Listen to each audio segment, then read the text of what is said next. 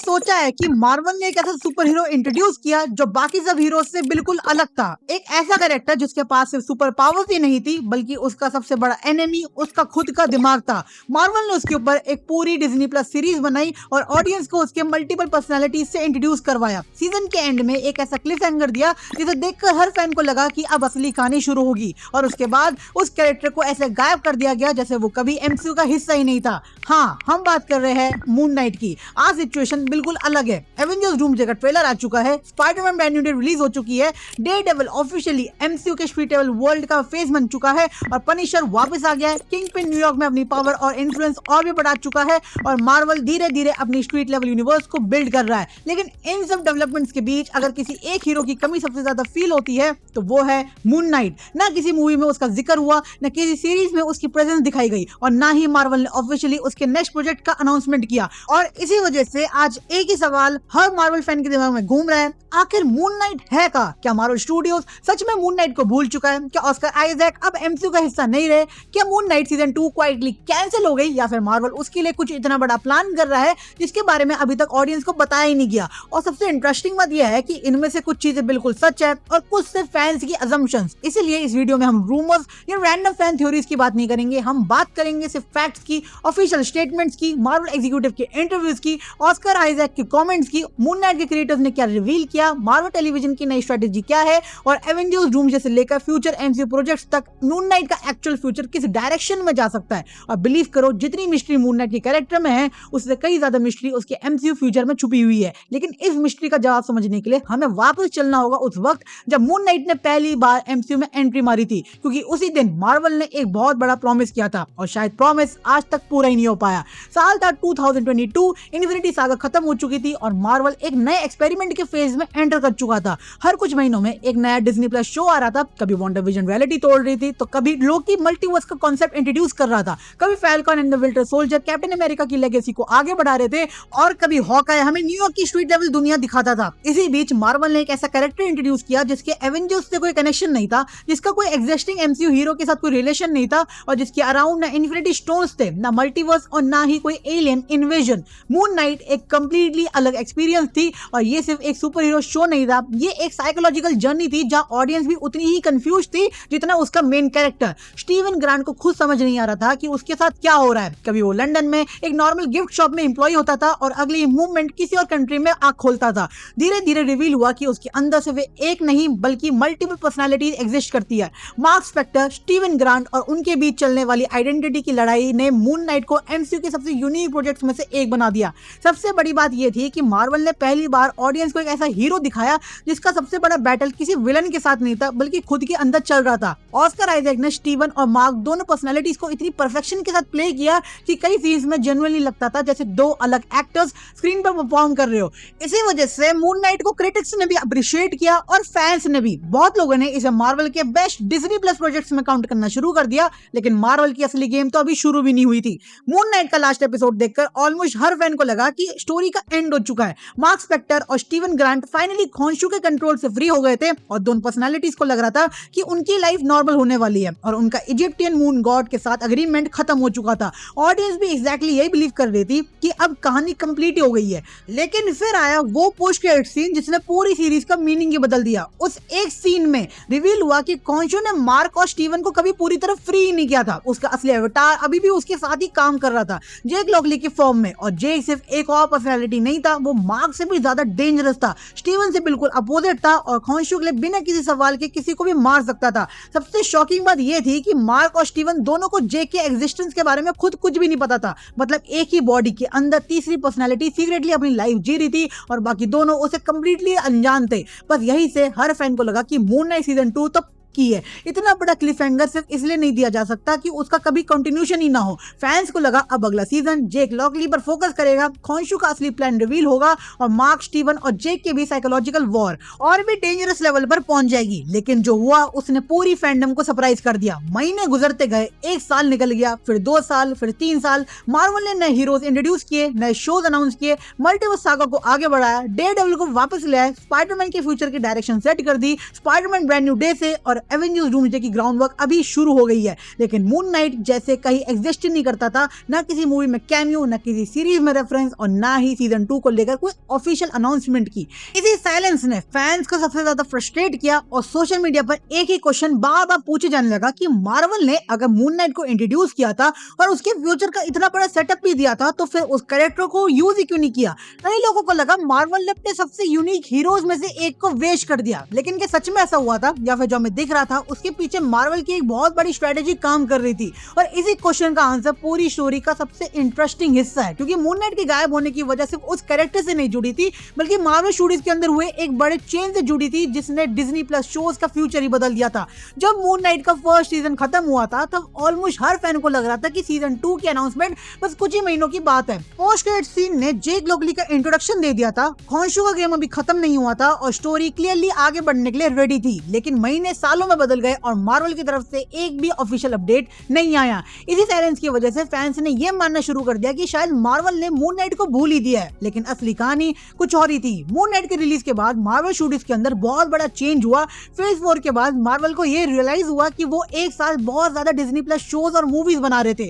Quantity भी इतनी बढ़ चुकी थी कि क्वालिटी पर भी सवाल उठने लगे। ऑडियंस का इंटरेस्ट धीरे धीरे कम होने लगा और मार्वल के खुद के एग्जीक्यूटिव्स ने एक्सेप्ट किया कि उन्हें अपनी स्ट्रेटेजी बदलनी पड़ेगी। इसी वजह से मार्वल टेलीविजन को दोबारा रिस्ट्रक्चर किया गया। अब पहले की तरह हर नए कैरेक्टर को एक के बाद एक सीजन देने का प्लान नहीं था। अब फोकस था सिर्फ उन प्रोजेक्ट्स पर जो ओवरऑल एमसीयू स्टोरीलाइन को नेचुरली सपोर्ट कर सके। और इसी रिस्ट्रक्चरिंग का सबसे बड़ा इंपैक्ट मून नाइट जैसे कैरेक्टर पर पड़ा, क्योंकि मून नाइट एक स्टैंड अलोन कैरेक्टर था जिसका डायरेक्टली मल्टीवर्स सागा से कोई कनेक्शन नहीं था, बल्कि मार्वल के पास उसके लिए फ्यूचर का प्लान जरूर था, लेकिन वो प्लान पहले सोची गई टाइमलाइन से बिल्कुल अलग डायरेक्शन में शिफ्ट हो चुका था। इसी बीच इंटरनेट पर एक रूमर सबसे ज्यादा वायरल हुआ कि मून नाइट सीजन 2 कैंसिल कर दी गई है। कई फैन पेजेस और यूट्यूब चैनल्स भी इसी बात को फैक्ट की तरह प्रेजेंट करना शुरू कर दिया था, लेकिन जब ऑफिशियल स्टेटमेंट सामने आई तब पिक्चर बिल्कुल डिफरेंट निकली। मार्वल टेलीविजन के हेड ब्रायन विंडरबॉम ने फाइनली इस टॉपिक पर साइलेंस ब्रेक किया। उन्होंने क्लियर वर्ड्स में कहा कि मून नाइट का फ्यूचर एमसीयू में है, लेकिन अब मार्वल की स्ट्रेटेजी पहले जैसी नहीं रही।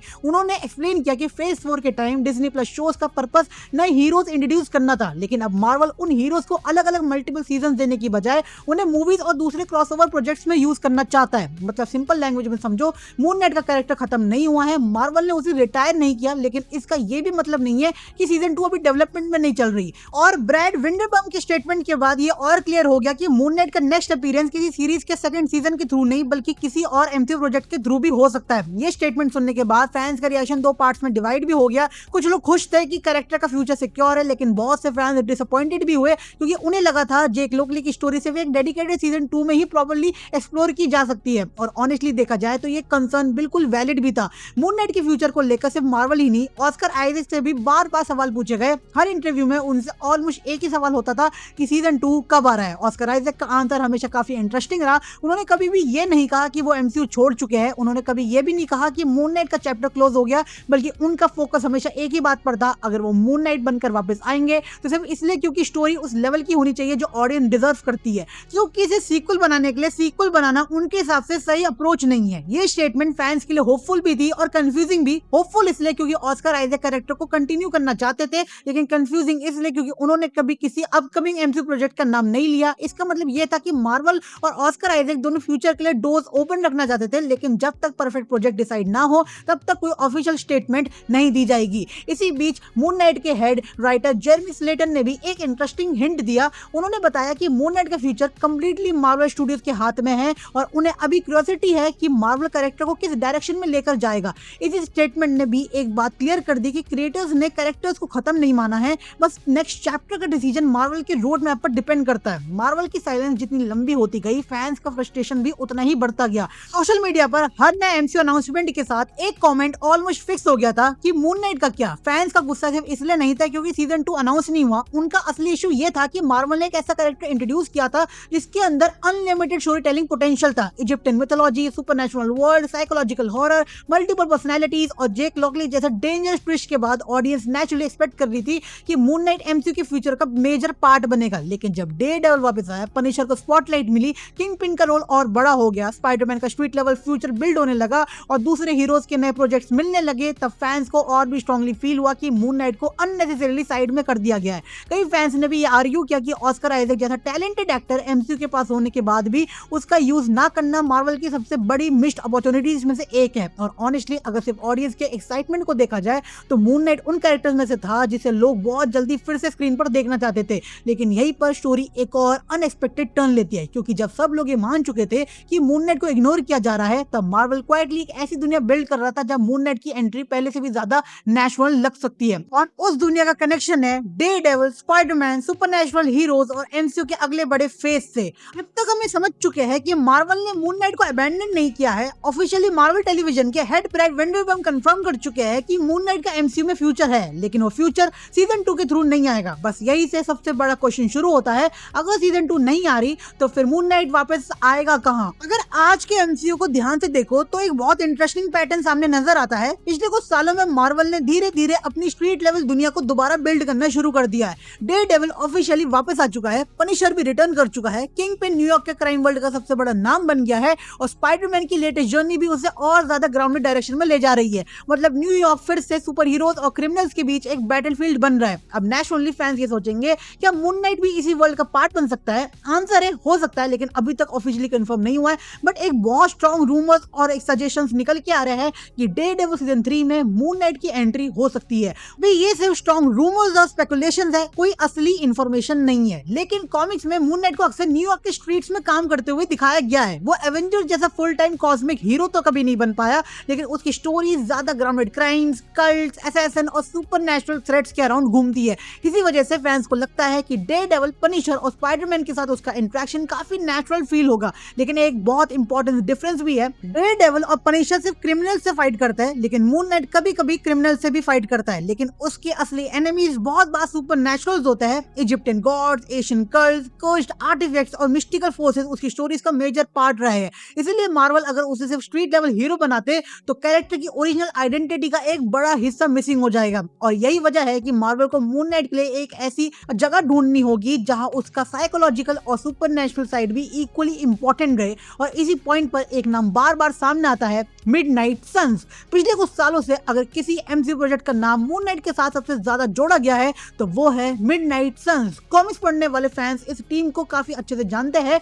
ये एवेंजर्स जैसी टीम नहीं होती, ये दुनिया को एलियन से बचाने नहीं निकलती, ये उन थ्रेट से डील करती है जहां नॉर्मल सुपर हीरोज काम नहीं आते। Demons, dark magic, ancient monsters, supernatural entities, और इसी कैटेगरी में मून नाइट परफेक्टली फिट बैठता है। अब इंटरेस्टिंग बात यह है कि एमसीयू ने पिछले कुछ सालों में धीरे धीरे इस सुपरनैचुरल कॉर्नर की फाउंडेशन ऑलरेडी रख दी है। मून नाइट इजिप्टियन मिथोलॉजी को इंट्रोड्यूस कर चुका है, वेयरवुल्फ पर नाइट मॉन्स्टर्स को एस्टैब्लिश कर चुका है और ब्लैक नाइट का एबोनी ब्लेड टीज हो चुका है। ब्लेड का प्रोजेक्ट डेवलपमेंट में है, जो कि रूमर्स आ रहे हैं कि वो कैंसिल भी हो चुका है, लेकिन अगाथा और मैजिक साइड भी एक्सपैंड हो चुकी है। मतलब पीसेस धीरे धीरे बोर्ड पर रखे जा चुके हैं और इसी वजह से बहुत सारे फैंस बिलीव करते हैं कि मार्वल इवेंचुअली इन कैरेक्टर्स को एक सुपरनैचुरल टीम में ला सकता है। लेकिन यहाँ एक चीज बहुत क्लियरली समझनी जरूरी है कि मार्वल ने आज तक मिडनाइट सन्स को ऑफिशियली अनाउंस नहीं किया है। ये सिर्फ एक पॉपुलर फैन थ्योरी है जो अवेलेबल एमसीयू सेटअप और कॉमिक्स कनेक्शंस की वजह से काफी लॉजिकल लगती है, इसीलिए इसे कंफर्मेशन की तरह नहीं देखना चाहिए। हाँ, अगर मार्वल फ्यूचर में मिडनाइट सन्स बनाता है तो मून नाइट उस टीम का सबसे नेचुरल मेंबर्स में से एक होगा, ये मेरी गारंटी है। लेकिन फिलहाल इसकी ऑफिशियल कंफर्मेशन नहीं हुई है।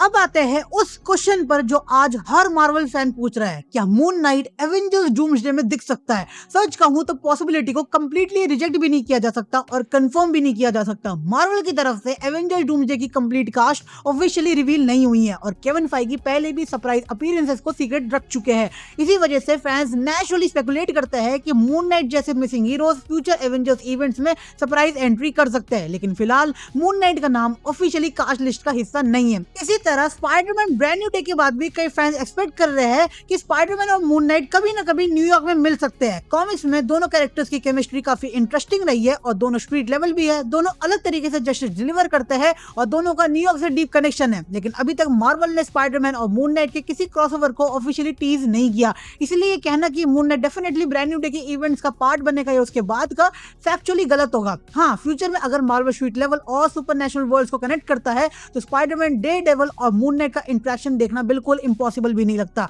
लेकिन अभी के लिए सिर्फ फ्यूचर पॉसिबिलिटीज है, कंफर्मेशन नहीं, और इसी चीज ने मून नाइट का फ्यूचर को और भी ज्यादा मिस्टीरियस बना दिया है। अब अगर पूरी स्टोरी को एक लाइन में समराइज करना हो तो आंसर बहुत सिंपल है, नहीं। मार्वल मून नाइट को भूला नहीं है, मार्वल उसे अभी तक यूज भी नहीं कर रहा है। दोनों बातें एक साथ सच है। ऑफिशियली मार्वल कंफर्म कर चुका है कि मून नाइट का फ्यूचर एमसीयू में ही है। सीजन 2 करंटली प्रायोरिटी नहीं है। ऑस्कर आइजैक भी कैरेक्टर को कंटिन्यू करने के लिए इंटरेस्टेड है, लेकिन सिर्फ तब तक जब स्टोरी जनरली एक्साइटिंग हो। मून नाइट के क्रिएटर्स भी ये कह चुके हैं कि फाइनल डिसीजन केविन फाइगी और मार्वल स्टूडियोज के ओवरऑल रोड मैप पर डिपेंड करता है, और शायद इसीलिए मार्वल इतनी जल्दी नहीं कर रहा। मून नाइट कोई ऐसा कैरेक्टर नहीं है जिसे सिर्फ कैमियो के लिए स्क्रीन पर ला दिया जाए। उसके पास एक इनकम्प्लीट स्टोरी है। जेक लॉकली का मिस्ट्री अभी भी अनसॉल्व्ड है, और खॉन्शू का इन्फ्लुएंस अभी भी खत्म नहीं हुआ। मार्क और स्टीवन को अभी तक सच का पूरा पता नहीं है, और ये सारे प्लॉट पॉइंट्स आज भी वही के वही खड़े हुए हैं। क्वेश्चन सिर्फ इतना है, मार्वल इन्हें कब कंटिन्यू करेगा? हो सकता है किसी मूवी में, हो सकता है किसी क्रॉसओवर प्रोजेक्ट में, हो सकता है किसी सुपरनेशनल टीम के साथ, या फिर मार्वल सबको सरप्राइज करते हुए